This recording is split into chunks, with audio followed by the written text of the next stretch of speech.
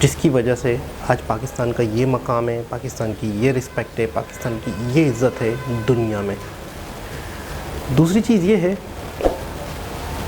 इससे बेहतर तो ये है कि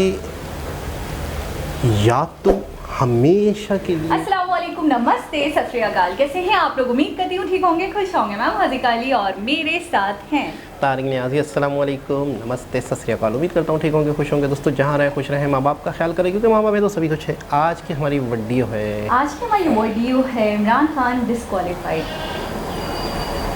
सीरियसली? तो स्टार्ट करते हैं अपनी वीडियो को। लेट्स स्टार्ट यार। मैं ओके गाइस, तो वीडियो का टाइटल है Imran Khan disqualified, election commission decision, Toshakhana case. तो स्टार्ट करते हैं। आज से तकरीबन 4 से 5 साल पहले की बात है, जब नवाज़ शरीफ साहब को नाअहल किया गया था। तो इसके ऊपर आपको ARY न्यूज़ की रिपोर्टिंग याद होगी, जिसमें साबिर शाकिर साहब चीख चीख के ये गला फाड़ के कह रहे थे कि नाअहल कर दिया गया है, नवाज़ शरीफ को नाअहल कर दिया गया है। मिठाइयाँ चल गई थी, सारा कुछ हो गया था। और उसकी बेसिस के ऊपर फिर तयन ये हुआ कि कौन चोर है और कौन पाकदामन है। और इसके साथ साथ इमरान खान साहब की पॉलिटिक्स के अंदर जो हमेशा से उनका करियर साफ़ सुथरा रहा, वो इसीलिए कि करप्शन के इल्ज़ाम उनके ऊपर नहीं लगे, पैसे छुपाने के इल्ज़ाम नहीं लगे, मनी लॉन्ड्रिंग के इल्ज़ाम नहीं लगे। लेकिन हमने देखा कि पिछले 6 महीनों में कोई ऐसा इल्ज़ाम है ही नहीं जो उनके ऊपर ना लगा हो। और कुछ तो साबित भी हो गए, जिनमें से आज एक साबित हुआ है कि इमरान खान साहब ने चोरी भी की है, असासे भी छुपाए हैं, वो सादिक और अमीन भी नहीं है, और फौजदारी का मुकदमा, क्रिमिनल केस उनके ऊपर चलाया जाएगा, क्योंकि वो करप्ट हैं।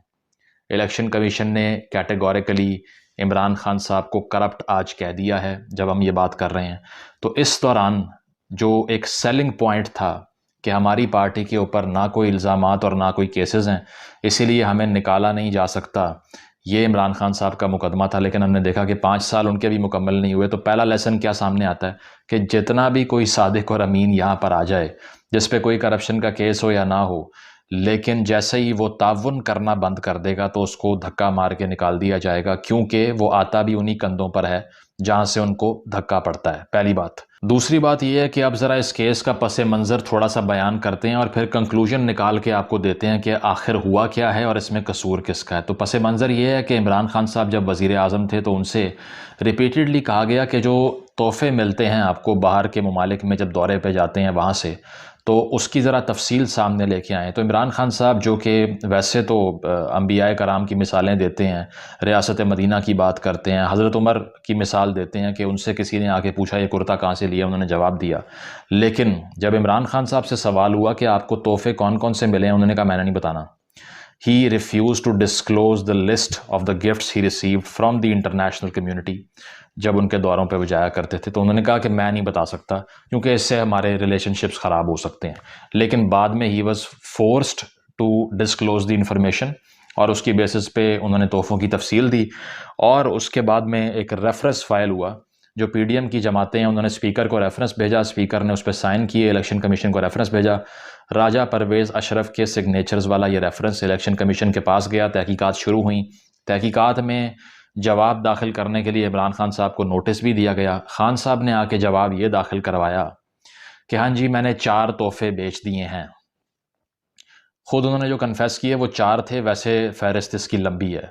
अब उन 4 के अंदर रोलेक्स की कुछ घड़ियाँ थीं, एक उससे भी महंगी कोई ब्रांडेड घड़ी थी, मुझे नाम अब रिपीट करना मकसूद नहीं है। इसके अलावा कुछ कफ लिंक्स थे 30-40 लाख रुपए के शायद, वो बेच दिए। यहाँ तक भी बातें सामने आई कि कालीन और तस्बीहां तक जो मिली थी बाहर से, वो भी उठा के बाज़ार में बेच दी। ठीक है। और जो घड़ी थी वो एक शहज़ादे के पास वापस चली गई मार्केट में, क्योंकि वो जिसके पास बेचने के लिए आई, वो जो डीलर था उसको पता था कि ऐसी घड़ियाँ दुनिया में सिर्फ 2 से 3 ही हैं। तो वो दोबारा से सऊदी अरब चली गई घड़ी, या दुबई चली गई, और उन्हें पता लग गया कि हमने जो गिफ्ट दिया था पाकिस्तान के वज़ीर आज़म को, वो दोबारा से हमें ही बेच दिया गया है। तो इस बेसिस के ऊपर इलेक्शन कमीशन ऑफ पाकिस्तान ने एक्यूज़ ये किया कि आपने एसेट डिक्लेयर करना था। 2019-20 के जो आपके टैक्स गोशवारे हैं उसके अंदर ये रकम की डिक्लेरेशन किधर है, जिस रकम से आपने ये चीज़ें ख़रीदी और बाद में बेची। दूसरी बात, पहले लॉ था कि 20% अदा करो इन चीज़ों का, और वो चीज़ें ख़रीद के जितने मर्ज़ी की बेचो, ये लीगल था। खान साहब ने इसको 50% किया, जो कि अच्छी बात है। लेकिन ये जो चीज़ें ख़रीद के बेच दी उन्होंने, इसमें अगर प्रोपोर्शन निकाली जाए तो डॉन की ख़बर आप पढ़ सकते हैं डिटेल्ड, और उसमें यही है कि तकरीबन 2 करोड़ रुपए के ये तोहफ़े ख़रीदे उन्होंने और 6 करोड़ के बेच दिए। तो 2 मिनट में 4 करोड़ जेब में। अब ये मैं और आप नहीं कर सकते, ये ओहदे का फ़ायदा उठाने वाली बात है। तो इमरान खान साहब ऐसे आदमी हैं जो कहते हैं कि रूलर, एक हुक्मरान सिर्फ एक बेस पे इक़्तिदार का अहल होता है जब उसमें इखलाकी बरतरी हो, मॉरल अथॉरिटी। तो खान साहब का बेसिक मुकदमा यह था कि मॉरल अथॉरिटी से रूल करता है इंसान, अगर मॉरल अथॉरिटी गई तो इक़्तिदार चला जाना चाहिए। तो मैं आप लोगों से सवाल करता हूँ, कभी ज़िंदगी में आपको कोई तोहफ़ा मिला हो, क्या बाज़ार में बेचा है आपने, मैंने या किसी और ने? कभी सुना आपने कि मुझे किसी ने गिफ्ट दिया, मैंने जाके बाज़ार में बेचा, पैसे जेब में डाले, वो जिसने मुझे गिफ्ट दिया था उसके पास दोबारा पहुंच गया कि यार जिसने आपको दिया था वो बेच आया? तो पहली बात तो हम ये करेंगे कि खान साहब को क्या ज़रूरत थी इस काम की। आप खुद ही कहते हैं कि वो 2 घंटे की टेलीथॉन करते हैं, 5 अरब कमा लेते हैं, उन्हें क्या ज़रूरत है घड़ी बेचने की? तो भाई बेची क्यों फिर? हमने कहा था बेच दो या किसी और ने कहा था? तो पहली बात, ये बहुत बड़ा ब्लंडर मारा उन्होंने, नीडलेसली ये गिफ्ट्स जाके बाज़ार में बेचे चंद पैसों के लिए, जो कि कुछ भी नहीं है। एक आदमी जो 300 कनाल के घर में रहता है उसके लिए 3-4 करोड़ की क्या अहमियत है, महीने का खर्चा भी नहीं है उसका। लेकिन पता नहीं किसने मशवरा दिया कि ये काम कर दें। अब आप लोग कहेंगे ये तो पहले भी दूसरों ने किया हुआ है, तो यकीनन किया हुआ है। जरदारी साहब और नवाज शरीफ साहब के ऊपर 20% अदा करके तोशाखाना से गाड़ियां लेके बेचने का इल्ज़ाम है और उन्होंने वाकई किया है उस लॉ के तहत। लेकिन फिर मुझे ये बताइए कि जरदारी साहब, नवाज शरीफ और इमरान खान साहब में फ़र्क क्या है? अगर उन्हीं की मिसाल दे के अपने आप को जस्टिफाई करना है तो आप कैसे कह सकते हैं कि ये चोर नहीं है वो चोर है? फिर तो सब बराबर हो गए। महमूद व अयाज तो एक सफ़ में खड़े कर दिए आपने फिर। इसीलिए उनकी मिसाल तो यूज़ करना बनती ही नहीं है आपके लिए, because you are different, neat and clean. अब आ जाएं इसके लीगल एस्पेक्ट्स के ऊपर। तो अभी फ़िलहाल ये चल रहा है कि पीटीआई के तमाम जितने सपोर्टर्स हैं वो इस वक्त एलएलबी और एलएलएम और इसके साथ साथ क्या कहें वो बैरिस्टर बने हुए हैं स्टम्प ट्विटर के ऊपर, और सब कह रहे हैं कि court of law election commission of Pakistan नहीं होता, इसीलिए फैसला हो ही नहीं सकता। तो भाई लीगल ओपिनियन हमेशा एम्बिगुअस और डिवाइडेड होती है। इमरान खान साहब वो तीसरे वज़ीर आज़म हैं जिनको टेक्निकल नॉकआउट किया गया है। वो किस तरह के, गिलानी साहब का आपको याद होगा, जिनके लिए नवाज शरीफ साहब जाके पेश हो गए थे कि ये जनाब इन्होंने वाकई चोरी की है और ये ख़त नहीं लिख रहे, जो वो जो स्कैंडल था मेमो गेट का, उसके तो ख़त ना लिखने पे कंटेम्प्ट की बेसिस पे यूसुफ रज़ा गिलानी को घर भेज दिया। ठीक है, उसके बाद में आई बारी नवाज शरीफ साहब की। वही नवाज शरीफ जो गिलानी साहब को निकलवाने के लिए काला कोट पहन के कोर्ट में गया था, उनकी जब बारी आई तो उन्होंने भी यही किया और नवाज शरीफ साहब को फारिग कर दिया। किस बेसिस के ऊपर? कि एक इकामा है उनका और वो इकामा उन्होंने अपने एसेट्स में डिक्लेयर नहीं किया। नवाज शरीफ ने कहा भाई मैंने तनख्वाह तो ली ही नहीं अपने बेटे की कंपनी से, तो मुझे क्यों निकाल रहे हो? तो उन्होंने ये कहा कि तनख्वाह आपने नहीं भी ली तब भी ये डिक्लेयर करना था कि आपके पास इकामा है, इसीलिए आप फारिग हो। 2 तिहाई अक्सरियत होगी, घर होगी, निकलो यहाँ से। अच्छा, इस नाअहली को जिस इमरान खान ने सपोर्ट किया, उस इमरान खान को आज इस बेस पे निकाल दिया कि तुमने तोहफे लेके बेचे हैं, बताया क्यों नहीं हमें। मैं समझता हूँ इस बेसिस के ऊपर इमरान खान साहब का निकाला जाना बिल्कुल गलत बात है। टेक्निकल नॉकआउट्स पॉलिटिक्स में बंद होने चाहिए और इस पे अब लीगल डिबेट ये चल रही है कि आया ये नाअहली कितनी देर की है। तो आपको बता दें कि इसकी टर्म डिसाइड नहीं हुई अब तक। वो मेरा ख्याल है मज़ीद बारगेन होगी इमरान खान साहब से, उसके बाद ये टर्म डिसाइड की जाएगी कि इसको कितनी देर के लिए फारिग करना है या नहीं करना। और एक ओपिनियन ये भी सामने आ रही है कि जब तक ये असम्बली की मुद्दत है तब तक इमरान खान साहब फारिग हुए हैं, इसलिए कोई बड़ी परेशानी की बात नहीं है, क्योंकि ये असम्बली तो वैसे ही अगले साल चली जानी है। तो इसीलिए ये इतना डैमेजिंग नहीं है, क्योंकि ताहयात नाअहली इसमें नहीं हुई। ठीक है, अब आ जाइए इस कानून के ऊपर जिसकी बेसिस के ऊपर हर वज़ीर आज़म जो जिसको आवाम मुंतखब करते हैं उसको उठा के बाहर फेंक दिया जाता है। वो है 62-63 का कानून, सादिक और अमीन का कानून। पहली बात तो ये है कि आपने वेस्टमिंस्टीरियल पार्लियामेंट्री सिस्टम बनाया जो कि गोरे का सिस्टम था पार्लियामेंट का। आपके इस्लामी निज़ाम के अंदर, हमारे इस निज़ाम के अंदर अगर इसको वाकई इस्लामी कहना है तो उसमें पॉपुलर वोट का कॉन्सेप्ट तो था ही नहीं। उसमें तो घर घर वोट मांगने का कॉन्सेप्ट नहीं था। ये इसका मतलब ये है कि आपने इंग्लिश लॉ को इंपोर्ट करके यहाँ बनाया और वो लगाया। ठीक है, तो उसकी बेसिस के ऊपर आपने 62-63 आयन में इंट्रोड्यूस करवा के अजीब सी एम्बिग्विटी पैदा कर दी है। ये कानून किसका है? ज़ियाउल हक साहब का, the worst dictator on the face of this country जो हमने कभी देखा हो। वो ये लेकर आए थे अपनी सो कॉल्ड इस्लामाइजेशन के गार्ब के अंडर, और उस ज़ियाउल हक को जिसने सपोर्ट किया नवाज शरीफ ने, उसी की मार खाई कि उन्हीं के बनाए कानून से फारिग हुए। पीपल्स पार्टी ने बहुत मरतबा नून लीग को कहा, नून लीग ने भी एक टाइम पे कहा कि 62-63 को बैठ के ख़त्म करते हैं, लेकिन नहीं किया, क्योंकि जब पीपल्स पार्टी का फ़ायदा हुआ तो उन्होंने कहा नून वालों को मरने दो, जब नून का फ़ायदा हुआ तो उन्होंने कहा पीपल्स पार्टी को मरने दो। इसी तरह जब इमरान खान साहब से पूछा गया कि 62-63 के तहत नाअहली को आप क्यों क्रिटिसाइज़ नहीं करते, ये तो ज़्यादती है, कोई भी सादिक और अमीन जो है वो साबित नहीं कर सकता अपने आप को, मैं और आप भी क्यों ना हो इस कानून में आसानी से फंस सकते हैं, क्योंकि हज़ार चीज़ें ऐसी होती हैं जो टेक्निकल ग्राउंड पे इन्वोक करके आपको फारिग किया जा सकता है, कोई मुश्किल काम नहीं है। तो इमरान खान साहब ने आगे से क्या जवाब दिया, ज़रा सुनिए। अगर मैं 62-63 पर डिस्क्वालीफाई हो जाता हूं, मुझे ये मंजूर है, लेकिन 62-63 रखना चाहिए आइन के अंदर। अगर ये जो 62-63 है, ये सारी मगरबी जमहूरियत के अंदर ये रिक्वायरमेंट है कि आपके लीडर को ईमानदार होना चाहिए और उसको सच्चा होना चाहिए। तो सुना आपने, उन्होंने कहा कि बेशक मैं भी डिस्क्वालीफाई हो जो मैं इस कानून को सपोर्ट करता हूं, तो अब ले मज़े करें, एंजॉय अब, और इनके फॉलोअर्स भी सारे डांस करें कि बहुत अच्छा किया आपने।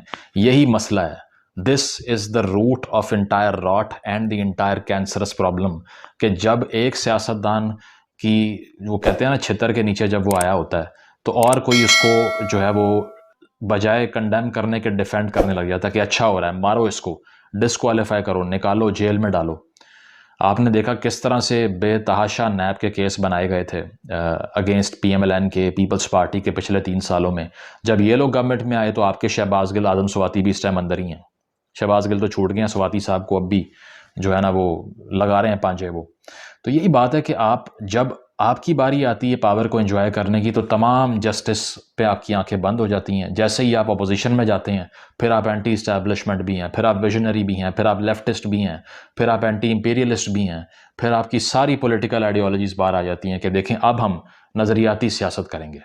तो अब असल बात यह है कि इमरान खान साहब के बारे में जो ये लोग कह रहे हैं कि ये वाला अगर वो काम ना करते, तोशा खाना वाला, तो शायद उनको ना निकाला जाता, इस तरह से उन पे बैन ना लगता, वो डिस्क्वालीफाई ना होते। लेकिन आपको ये बता दें कि अगर उन्होंने ये गिफ्ट ना भी बेचे होते, तब भी अगर सिस्टम ने सोच लिया है कि इनको निकालना है, तो इन्होंने फारिग होना ही होना था, किसी और केस में हो जाना था। So the case is not important. असल इम्पॉर्टेंट चीज़ ये है कि अगर सिस्टम ने फैसला कर लिया कि ये आदमी चोर है तो वो चोर है, अगर सिस्टम ने फैसला कर लिया कि ये सादिक और अमीन है तो वो सादिक और अमीन है। 5 साल पहले इसी इमरान खान को साकिब निसार की अदालत से आपने सादिक और अमीन डिक्लेयर करवाया था।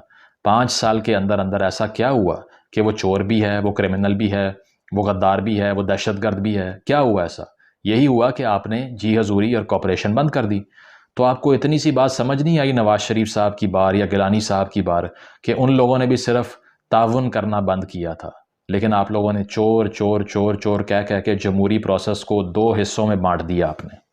आपने उन 2 पार्टीज़ की कॉपरेशन को मुका और NRO कहना शुरू कर दिया। और आपके इस बयानिए के बायस के सब चोर हैं, सब गद्दार हैं, बाकी सब डाकू हैं, इससे इतनी नफ़रत पैदा हुई है इस मौके के ऊपर कि आज जब आप वही इस्टेब्लिशमेंट की मार खा रहे हैं जिन्होंने पहले नवाज शरीफ को और पीपल्स पार्टी को मार खिलाई थी, तो आपके साथ कोई खड़ा नहीं हो रहा, ठीक है।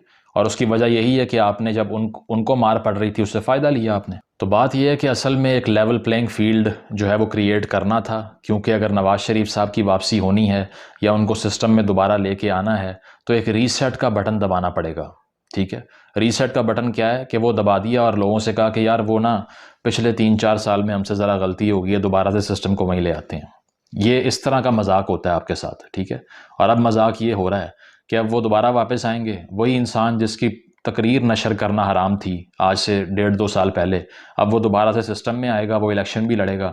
और उसके इलेक्शन लड़ने के लिए क्या होगा कि 62-63 को सब मिलकर अबॉलिश करने की एक कोशिश कर सकते हैं मुमकिना तौर पर, ठीक है। और उस कोशिश के तहत ये होगा कि फिर खान साहब भी दोबारा एक्सेप्ट हो गए, नवाज शरीफ भी एक्सेप्ट हो गया और सिस्टम दोबारा से रीसेट हो गया।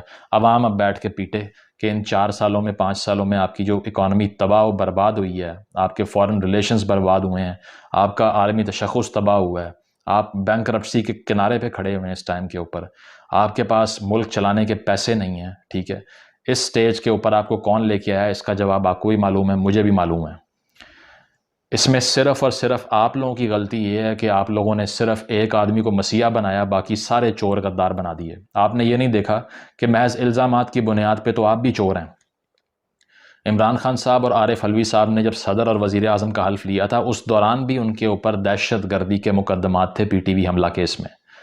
तो क्या उनको दहशतगर्द कहना शुरू कर दें? ये तो वो सिस्टम है जहां अगर किसी गली मोहल्ले में आप देख लें, जो चौकीदार एक जो है ना, उसने कोई बदतमीज़ी कर दी या किसी गरीब आदमी ने बदतमीज़ी कर दी, तो जो चौधरी है उसने एक जाली FIR जमा करानी है, बस जाके थाने में काम शुरू हो जाएगा आगे। वो भीख जब तक मांगेगा नहीं, उसको छोड़ेगा नहीं वो। तो कानून को यहाँ इस्तेमाल करना कोई मुश्किल चीज़ नहीं है। लेकिन आप लोगों का मसला ये है कि आप इल्ज़ाम को डिक्लेयर्ड चोरी समझते हैं, तो अब फिर आप भी चोर हैं, आप भी करप्ट हैं, आप भी प्रोहिबिटेड फॉरेन फंडिंग लेते हैं, आप तोहफे बाज़ारों में बेचते हैं, आपने घड़ी भी चोरी कर ली, आपने कुछ भी नहीं छोड़ा, कालीन भी नहीं छोड़े। अब अगर आपको ये कहा जाए तो क्या ये जायज़ है? नहीं है। तो इसीलिए ये पॉइंट ये है कि PTI के सपोर्टर्स जो कि बिल्कुल गालियों के अलावा सोचने को हराम समझते हैं, और दीगर पार्टीज़ के सपोर्टर ये कंसेंसस करें कि भाई ये सारा खेल कर कौन रहा है। आप लोगों को ये चीज़ समझ नहीं आती कि हर 3 साल बाद एक आदमी जो पहले कंधों पे बिठा के लेके आते हो, उसके बाद में उसको जेल में डालते हो, क्या होता है ऐसा 3-4 साल के अंदर? पूछें ये सवाल आप लोग, और ये सवाल करें कि अब पॉलिटिकल मैच्योरिटी हमने हासिल करनी है या नहीं करनी। लिहाजा ये चोर चोर के नारे जो आपने लगाए हैं, इट्स हाई टाइम कि PTI को समझ आए और वो मैच्योर हो कि ये नारेबाजी, इस तरह की नफ़रत अंगेज़ी से ये मुल्क आगे नहीं बढ़ेगा। कंसेंसस चाहिए, मिसाक मईशत चाहिए, और मिसाक जमहूरियत में PTI की इंक्लूजन चाहिए। पहले 2 पार्टियां थी, मैं कहता हूँ उसमें 3 होनी चाहिए, ताकि इन सब लोगों को समझ आए कि हमारा मैंडेट असल में चोरी कहाँ से होता है। उसके बाद बेशक इमरान खान साहब 10 बार वज़ीर आज़म बने, हमें कबूल है, लेकिन फेयर मीन्स से आए, ठीक है। और साथ साथ पॉलिटिकली विक्टिमाइज करके पूरी अपोजिशन को जेल में बंद करके रूल करने का कोई मकसद नहीं होता, जैसे उन्होंने किया और अब ये हुकूमत भी कर रही है। तो बात यह है कि आप इस सारे एपिसोड से ये सीखें कि चोर चोर के इल्ज़ामात इज़ नॉट इनफ। ये आपके ऊपर भी लग सकते हैं और आप भी जेल हो सकते हैं। इसीलिए अपना किबला आप दुरुस्त करें और ये सोचें कि असल दुश्मन हमारा नवाज शरीफ है, जरदारी है या कोई और है। Thank you.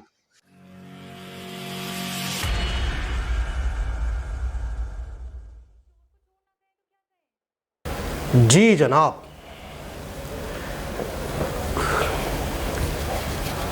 मेरे ख्याल में कुछ नहीं बचा बोलने को। हमारे यहाँ पे मेरे ख्याल में हर शख्स, हर दूसरा शख्स, हर तीसरा शख्स जानता है हमारे मुल्क का असल मसला क्या है, असल इशू क्या है। एक हमने वीडियो देखी थी, बहुत ही लंबी वीडियो थी, जिसमें बताया गया था कि आज जब पाकिस्तान बना था, हिंदुस्तान बना था, हिंदुस्तान आज़ाद हुआ, पाकिस्तान बना था, उस वक्त से लेकर आज तक हम करते क्या रहे हैं, हमारे साथ प्रॉब्लम क्या रही है, जिसकी वजह से आज पाकिस्तान का ये मकाम है, पाकिस्तान की ये रिस्पेक्ट है, पाकिस्तान की ये इज़्ज़त है दुनिया में। दूसरी चीज़ ये है, इससे बेहतर तो ये है कि या तो हमेशा के लिए कोई भी ऐसे शख्स को बिठा दिया जाए जो कि कॉम्प्रोमाइज़ करके ज़िंदगी भर चलता रहे। मतलब फिर मैं ये सोच रहा हूँ कि इस खेल तमाशे की क्या ज़रूरत है।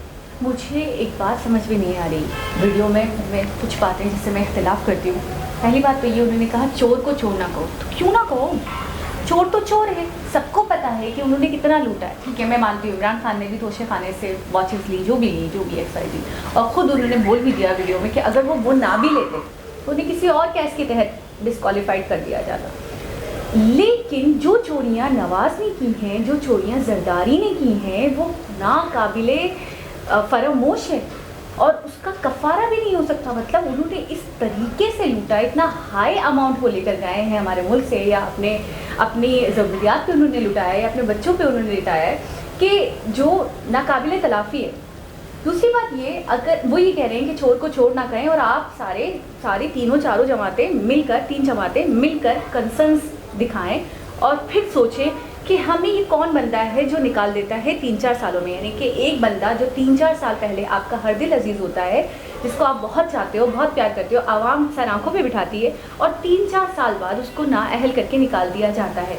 तो मुझे एक बात समझ में नहीं आती कि उनके जो एक पॉइंट ऑफ व्यूज़ है, या उनका जो इक़्तिदार में आकर मुल्क को चलाने का तरीका है, वो टोटली करप्ट है। और एक करप्ट इंसान से क्या बात हो सकती है? हम नवाज से या जरदारी से क्या तवक्को रखें? क्या वो मुल्क के बारे में सोचेंगे? क्या वो बैठकर मुल्क के बारे में, मुल्क के अच्छे के बारे में, इकोनॉमी के बारे में, इंपोर्ट एक्सपोर्ट के बारे में बात करेंगे? आपको लगता है? उनका तो एक ही लक्ष्य है, आपने भी प्रीवियस कई वीडियोस में बोला है कि उनका सिर्फ और सिर्फ एक ही लक्ष्य है, एक ही मकसद है कि दोनों हाथों से पैसा लूटना। उनको और कुछ नहीं दिखता। दूसरी बात ये, जब उन्होंने ये बात कही कि आप उस बंदे की मानते हो जब तक आप उनके साथ थोड़ा सा मतलब कोऑपरेट करते हो, तब तक आप रहते हो और उसके बाद आपको निकाल दिया जाता है। मुझे एक बात समझ में नहीं आती, ये जो लॉ लाया गया है, इस लॉ के तहत तो कोई भी सादिक और अमीन नहीं है। मैं भी नहीं हूँ, आप भी नहीं है, कोई भी नहीं है। झूठ हर इंसान कंडीशंस के हिसाब से, मसले मसाइल के हिसाब से देखते हुए बोल देता है, चाहते हुए भी। अमीन अमानत में खयानत हो ही जाती है। अच्छा, कुछ चीज़ें ऐसी हैं कि जो आपके नज़दीक माइनर सी हैं, जो आपके नज़दीक इतनी अहमियत की हामिल नहीं है। जैसे मैंने अभी सुना कि एक वॉच के ऊपर डिस्क्वालीफाइड किया गया है, कफलिंग्स के ऊपर डिस्क्वालीफाइड किया गया है, जबकि इससे पहले नवाज़ ने भी काफ़ी चीज़ें, हत्ता की गाड़ियाँ तक बेच दी 20% देकर कि 50% 20% देकर, 50% तो इमरान खान ने आकर करा। तो जब उस वक्त उन्होंने किया, उस वक्त कोई मसले मसाइल नहीं हुए, तो अभी जाके इतना बड़ा बखेड़ा क्यों खड़ा कर गया? इसका मतलब या तो प्लानिंग थी कि निकालना ही निकालना है, हटाना ही हटाना है, कुछ देर के लिए, कुछ वक्त के लिए। मुझे तो यही बात समझ में आई। सही। अच्छा, एक बात जो थोड़ी सी दूर सही, बल्कि दूर नहीं, बहुत करीब, एक चीज़ जो मुझे दिख रही है, पाकिस्तान में बहुत बड़ी तब्दीली, मतलब जो कुछ हो रहा है। अच्छा, वो तब्दीली शऊर की वजह से, आवाम हकीकत में जो इशू है उसको समझ रही है। अब असल इशू क्या है उसको, उसकी तरफ आवाम पहुंच चुकी है। अब क्या होगा, आवाम टेंशन में आएगी, आवाम टेंशन देगी, आवाम परेशान करेगी। मुझे ऐसा लगता है कि हालात तो बिगड़े हुए हैं, हालात, इकनॉमी तो बिगड़ी हुई है, लेकिन ये कि इसके अलावा भी मज़ीद हालात बिगड़ सकते हैं। अक्लमंदी किस में है? अक्लमंदी इसमें है कि जो सामने वाली फ़ोर्स है, जो सामने वाली ताकत है, जो असल इशू है या असल जो ताकत है, अगर उसने ताकत दिखाई मुल्क के अंदर ही, तो हालात ज़्यादा बिगड़ेंगे। कई कंट्रीज़ में बड़े बड़े खूनी इनकलाब, बड़े बड़े सड़कों पे, आपको पता है पिछले 1-2 साल पुरानी बात है, तुर्की में, आपको यकीन आएगा कितना बेहतरीन कंट्री हम समझते हैं, आवाम पर गोलियां चलाई गई, जहाज़ उड़े, नीचे सड़कों पे आवाम है, उनकी ही अपनी ही फ़ौज ने उन पर गोलियां चलाई। हाँ, मुझे समझ नहीं आता कौन लोग हैं, क्या लोग हैं। मैं सिर्फ इतना कहना चाह रहा हूँ, आती इन लोगों में मैच्योरिटी। हम बैंकरप्सी की कगार पर हैं, एक नहीं 10 वीडियो देख चुकी हूँ। मैं सिर्फ इतना कह रहा हूँ कि अगर मैच्योरनेस दिखाई गई तो हालात बेहतरी की तरफ चले जाएंगे और अक्ल आ जाएगी कि अब ये वो गांव नहीं रहा जिस गांव के लोगों को पता ही नहीं था हम उनसे मजदूरी कितनी करवा रहे हैं और उनसे ले कितना रहे हैं। देखो, मैं छोटी सी मिसाल के ज़रिए समझाने जा रहा हूँ कि हम जितनी स्ट्रगल, जितनी मेहनत कर रहे हैं ना, हमें उसके बदले में उतना नोट नहीं मिलता। देखो, महंगाई क्या है? महंगाई को एक 12 साल के बच्चे को मैं समझाऊं, महंगाई क्या है? महंगाई है कि बेटा तुम इतना काम करोगे, मैं तुम्हें इतना दूंगा। अब वो उतना तो दे देता हूँ मैं उसको, जब वो उतने में अपने लिए खाना लेने जाता है, वो पूरा नहीं पड़ रहा। वो जो मेहनत कर रहा है, वो एक अच्छी लग्जरी लाइफ के बराबर मेहनत कर रहा है, वो एक बेहतर ज़िंदगी गुजार सकता है, उतनी मेहनत कर रहा है, अगर उतनी ही मेहनत कहीं करे तो। इन शॉर्ट हम लोगों ने एक ऐसा सिस्टम बना दिया है कि हम सख्त मेहनत करवा कर भी एक शख्स, आपको पता है, पूरा दिन मेहनत करने के बाद एक शख्स अपने घर वालों के लिए अच्छा खाना ना ले जाए, जबकि उसने मेहनत की है, तो बड़े अफसोस की बात है यार। चीज़ें इतनी महंगी हुई तो एक अजीब व गरीब किस्म का सर्कल। चीज़ें महंगी क्यों? चीज़ महंगी नहीं है, अगर वही चीज़ दुनिया के दूसरे हिस्से में अगर इतनी महंगी नहीं है तो हमारे यहाँ क्यों है? तो हम लोगों ने उस पर अच्छा खासा टैक्स लगाया हुआ है। अब वो टैक्स कहाँ जा रहा है?